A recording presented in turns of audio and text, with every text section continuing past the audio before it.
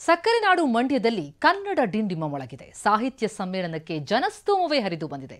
ಸಾಹಿತ್ಯ ಸಿಹಿಯ ಜೊತೆಗೆ ಬಗೆ ಬಗೆ ಭೋಜನದ ಸವಿಯೂ ಜೋರಾಗಿದೆ.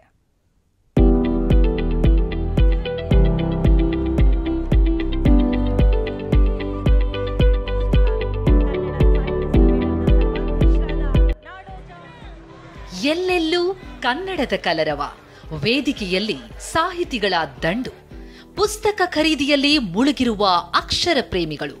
ಸಕ್ಕರೆ ನಾಡಿನಲ್ಲಿ ನಡೆಯುತ್ತಿರುವ ಕನ್ನಡ ಜಾತ್ರೆಗೆ 2ನೇ ದಿನವೂ ಲಕ್ಷಾಂತರ ಜನ ಸಾಕ್ಷಿಯಾದರು.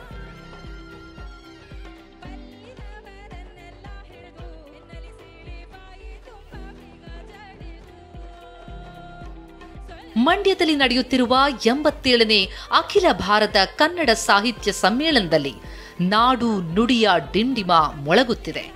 ಮೊದಲ ದಿನ ಅಂದ್ರೆ ನಿನ್ನೆ ಬರೋಬ್ಬರಿ 2 ಲಕ್ಷ ಜನ ಸೇರಿ ದಾಖಲೆ ಬರೆದಿದ್ರು.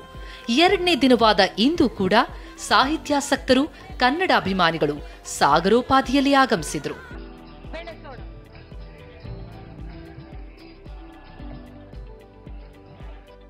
ಸಮ್ಮೇಳನದಲ್ಲಿ 450 ಪುಸ್ತಕ ಮಳಿಗೆಗಳನ್ನ ತೆರೆಯಲಾಗಿದೆ. ಸಾಹಿತ್ಯದ ಜೊತೆಗೆ ಭೋಜನದ ಸವಿಯೂ ಭರ್ಜರಿಯಾಗಿದೆ.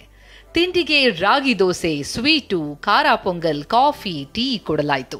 ಮಧ್ಯಾಹ್ನದ ಊಟಕ್ಕೆ ಅಕ್ಕಿ ರೊಟ್ಟಿ, ತರಕಾರಿ ಪಲ್ಯ, ವೆಜ್ ಪುಲಾವ್, ಅನ್ನ, ಚಿತ್ತವರೆಕಾಳಿನ ಸಾಂಬಾರ್, ಲಾಡು, ಉಪ್ಪಿನಕಾಯಿ, ಉಪ್ಪು, ಹಪ್ಪಳ, ಸಲಾಡ್ ಹಾಗೂ ರಾತ್ರಿ ಊಟಕ್ಕೆ ಚಪಾತಿ, ಸಾಗು, ಗೀ ರೈಸ್, ಕುರ್ಮಾ, ಡ್ರೈ ಜಾಮೂನ್, ಅನ್ನ, ತರಕಾರಿ ಸಾಂಬಾರ್, ಮೊಸರು, ಬಾಳೆಹಣ್ಣು, ಕೋಸಂಬರಿ, ಹಪ್ಪಳ, ಸಲಾಡ್ ನೀಡಲಾಯಿತು.